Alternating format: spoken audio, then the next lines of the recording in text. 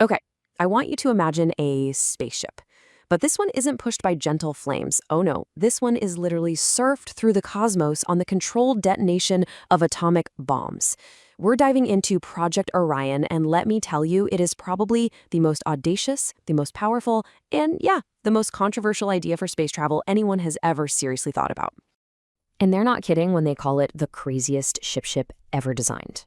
I mean, really think about this. The plan was to drop a steady stream of nuclear bombs out the back of a massive ship and literally ride the shockwaves to other planets. Or, hey, why not other stars?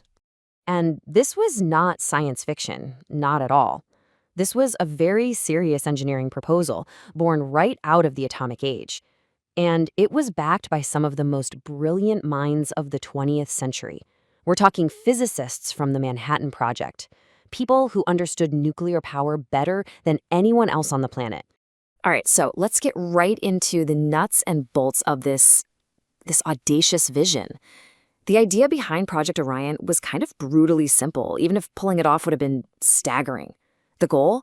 Propel a colossal starship using the most powerful energy source humanity had ever unleashed. And if they could do it, they would unlock the entire solar system.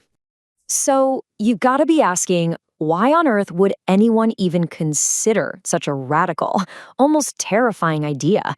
Well, it all comes down to a really basic limit of the rockets we still use today. They're just not efficient enough for rapid, large-scale travel beyond our own moon.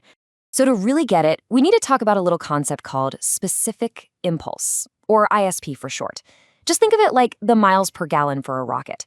The higher your ISP, the more push, the more change in velocity you can get from your fuel. And that right there is the absolute key to faster journeys. And this right here shows you the sheer mind-boggling scale of the difference. The very best chemical rockets, they max out at an ISP of maybe 450 seconds. Project Orion promised an ISP of at least 10,000 seconds. And here's why that matters so much. This isn't just a small improvement. A leap this big completely rewrites the rules of space travel. It means you can have gigantic ships and incredible speed, something that's basically impossible with chemistry. Okay, so the million-dollar question, how was this whole thing supposed to work without instantly vaporizing the ship and, everybody on board? Well, the engineering was this wild mix of brutal simplicity and brilliant complexity. And this breaks down the cycle perfectly. So you shoot a specially designed nuclear bomb, they called it a pulse unit, out the back. It detonates.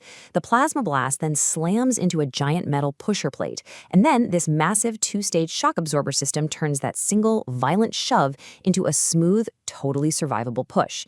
You just repeat that every few seconds, and boom, you're on your way to Saturn.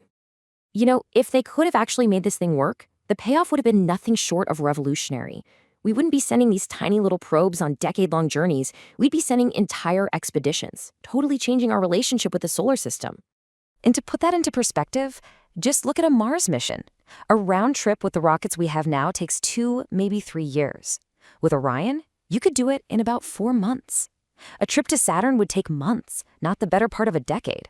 The whole solar system basically becomes our cosmic backyard. And we are not talking about cramming into tiny little capsules here. The raw power of Orion meant you could build what were basically battleships of the stars. I mean, these designs were for ships weighing thousands of tons, with crews in the hundreds, tons of living space, and even artificial gravity. They were imagined as virtual cities in space. But as you can probably guess, a plan to propel a ship by setting off a chain of nuclear bombs comes with some, well, let's call them significant downsides. And this is where that brilliant, audacious dream collided with a very, very harsh reality. So here's the thing. While the engineers were busy working on the problem, the whole world was changing around them. Public and political fear over radioactive fallout was getting bigger and bigger. Then, in 1963, the Partial Test Ban Treaty was signed, which banned nuclear explosions in the atmosphere or in space. That dealt a fatal blow to the project. It was officially canceled just 2 years later. And the treaty wasn't the only problem. The engineering challenges were just immense. Could a pusher plate really survive thousands of atomic blasts? And the political hurdles? They were even higher. I mean, how do you convince the public that this is a safe idea? And how do you create thousands of these propulsion units that aren't also, well, bombs? It was a huge proliferation risk. But even with Project Orion getting canceled, an idea this big, using the immense power of nuclear reactions for thrust, it was just too powerful to disappear completely. It actually went on to inspire a whole new generation of far future concepts.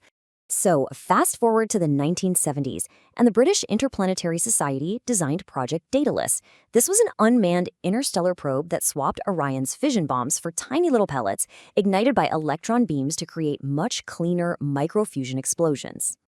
And then, a decade after that, NASA and the U.S. Naval Academy built on those ideas with Project Longshot. This was another concept for an unmanned, fusion-powered probe, and this one was aimed at our nearest star system, Alpha Centauri. So, you see, the dream of nuclear pulse propulsion lived on, just in a different form. Which really leaves us with this final, provocative thought. As we're setting our sights on Mars and beyond, and we're struggling with the limits of chemical rockets, was Project Orion just a dangerous and naive fantasy of the Cold War? Or is it a fundamental technology we'll one day have to revisit, a necessary key to becoming a truly spacefaring species?